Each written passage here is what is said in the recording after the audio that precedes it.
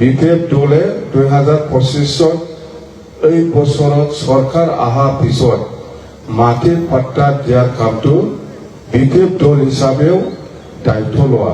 যুৱক যুৱতীসকলৰ কাৰণে থাৰ্ড গ্ৰেড ফ'ৰ্থ গ্ৰেড আমি যিখিনি আমাৰ ক্ষমতাত আছে আমি দিম যিমান পাৰিম, কিন্তু বহুতে চাকৰিও কৰিব ইচ্ছা নাযায়।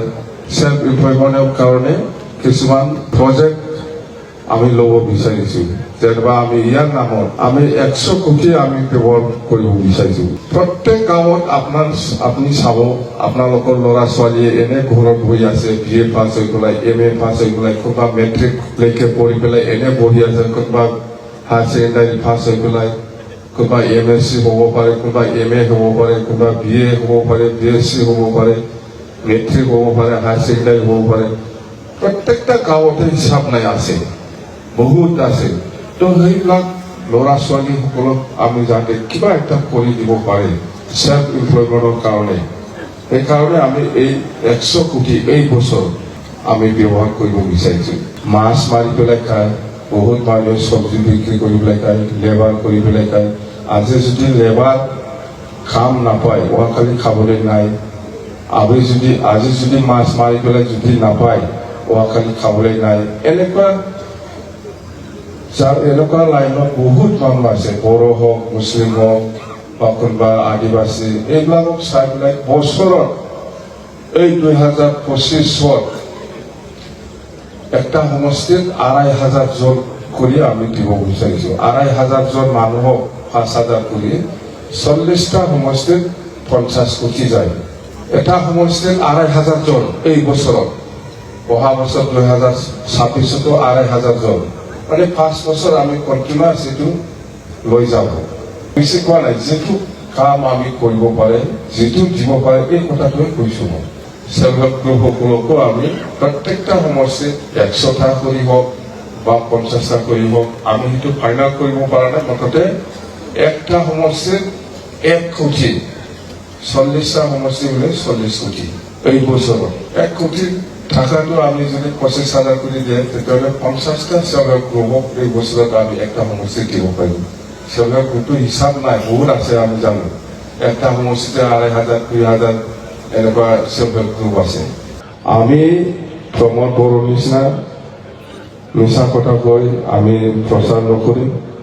যিখিনি কামটো আমি চৰকাৰ আহিলে কৰিব পাৰে, সেইটো আমি কৰি আছোঁ আৰু কৰি যাম। 3 মাহত কি কাম কৰিবলৈ দেখাব বিচাৰি আছে? কি মিছন না ভিজন কিবা ওলাই আছে না? ভিজন ডকুমেণ্ট ওলাই আছে চব জাতিৰ কাৰণে। কোনে বিশ্বাস কৰিব তাক?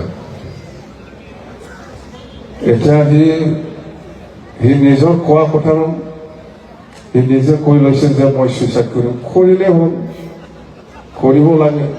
সেইকাৰণেতো মই পাহৰি দিছোঁ প্ৰমোদ বড়ো কোৱা কথা। সি এপ্ৰিল 8 তাৰিখত প্ৰমোদ বড়োৰ 5 বছৰটো কমপ্লিট হ'ব। এতিয়া এই 3 মাহত কিমানজন মানুহক পইচা দিব বিচাৰিছে, কিমানজন মানুহক অৰুণোদয় দিব বিচাৰিছে, কিমানজন মানুহ দেখাৰ সমস্যাটো সমাধান কৰিব বিচাৰিছে, কিমানজন মানুহক চাকৰি দিব বিচাৰিছে।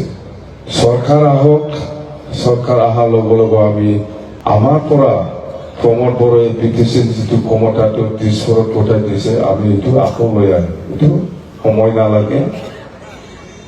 নালাগে, এইটো BTCৰ চুক্তিমতে যিখিনি ক্ষমতা দিছে, এই চুক্তিটো আমাৰ হাতত থাকিবই। প্ৰমোদ বড়োৱে এৰি দিছে, আমি আকৌ লৈ আহিম।